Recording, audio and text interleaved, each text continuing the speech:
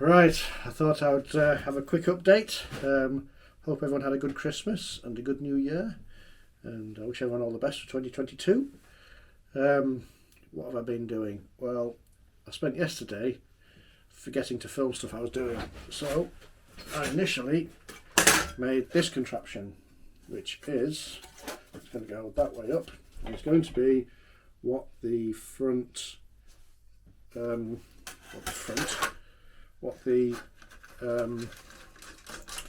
what do you call it? Steering rack is going to bolt to. Now, if you remember my troubles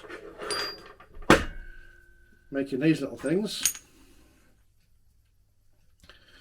finally managed to make two of those exactly the same, with all the holes drilled in the right places. Started in the top, drilled through, came out the bottom in the right place, which was a miracle in itself. Because more often than not, I start drilling in here and it wanders. By the time it comes out the bottom, it's either lower or higher or left or right, and it's been a pain in the neck. This is my fourth or fifth attempt. Anyway, done now, forget about them. So, what did I forget to film yesterday? Well, initially I made these months ago. The little triangular bits that I'm going to weld into the front space frame, that those will bolt onto. Now there's one for each side, a number of holes in it, so there's some adjustments for this, so it can be there, there, or there. There's one for the other side. But what I've done is I've made a little bracket to hold them parallel while I'm welding. So it's only a thin piece of, I think it's 0.6, 0.8 mild steel. It only needs to be strong that way, but I know that I've drilled those holes parallel with each other, so when I bolt these into place,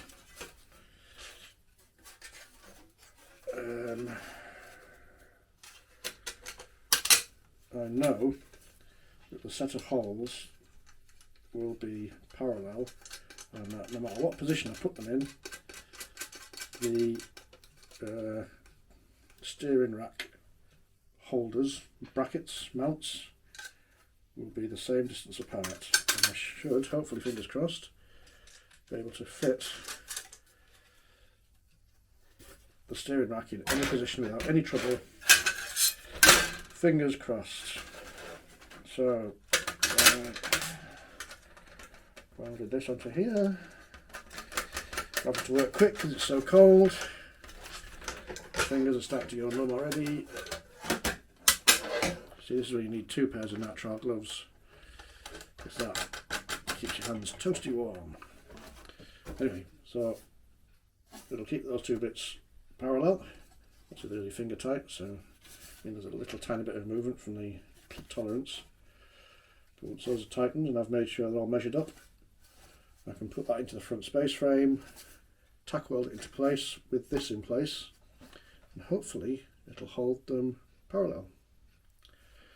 My only thought, which I'll probably not do, is welding a slightly thicker strip of metal onto the back of this just to give it some more strength. But I think with the folds and a dimple in there, it's quite rigid, so I don't think there'll be any problem with flex. I suppose the only thing I could do is, if there is a problem with flex, is bolt some kind of backing plate. We'll see. We'll tackle that bridge when we get to it. But that's the thing I did yesterday that I forgot to record. Well, I didn't forget to record it. I pressed the wrong button and took a still of myself. Then spent 20 minutes talking about what I was doing and not videoing it.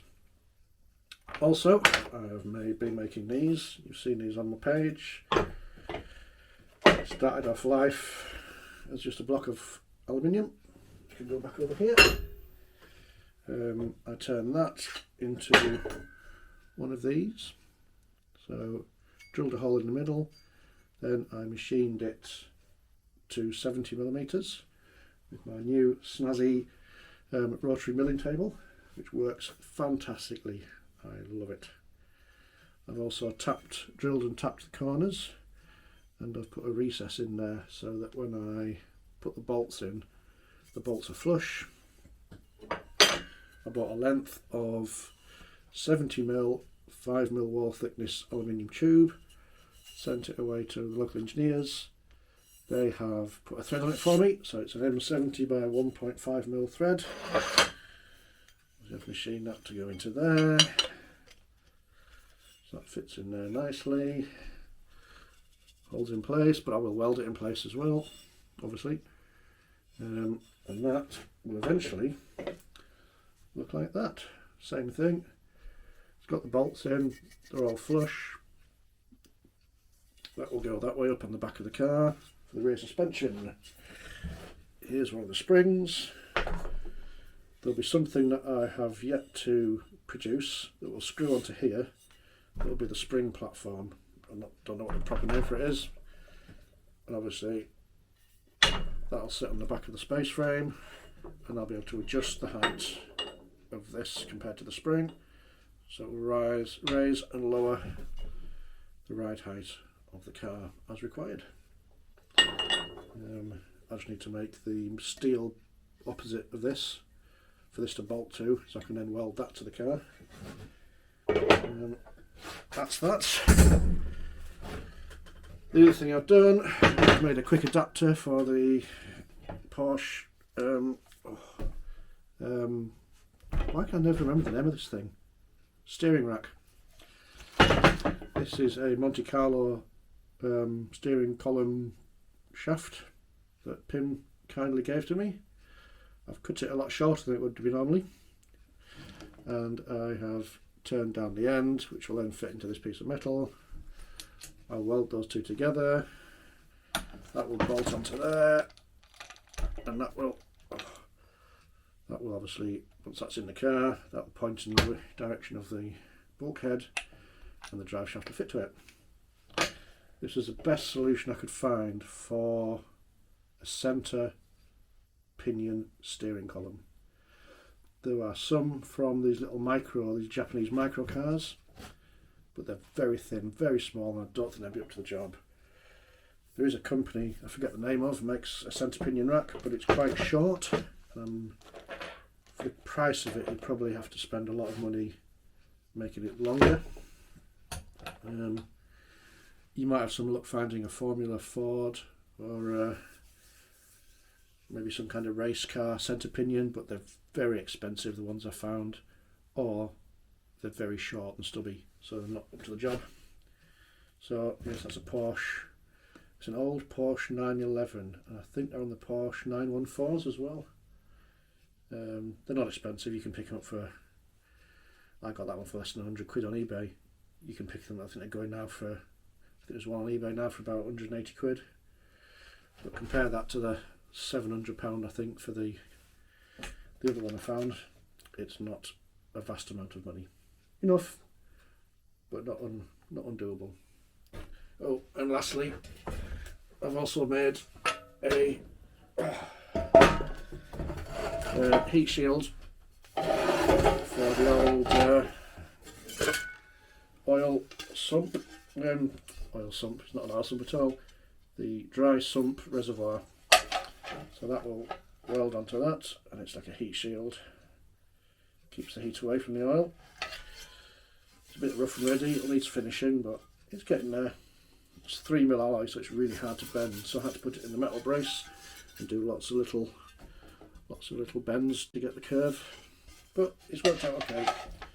I think once it's welded in place and it's fitted to the car, you won't see that.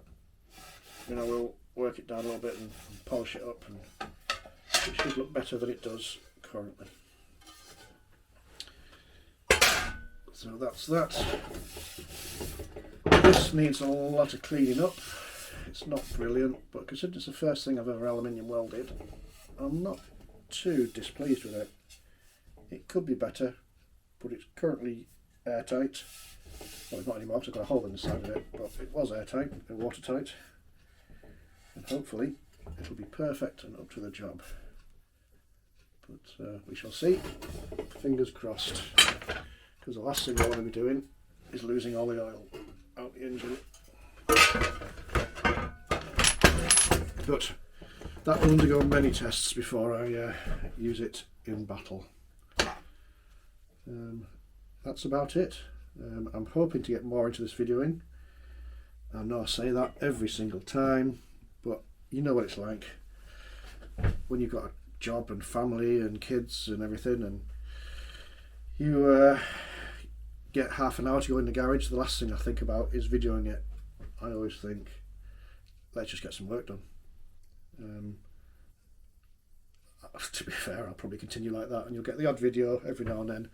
I think I've done, what, 4 this year, so you might get another 4. It's 1 every 3 months. That's not bad. I think I'll be able to work with that. That's it. So again, hope you all had a good Christmas, and I hope you all had a good New Year, and I will see you soon. Take care.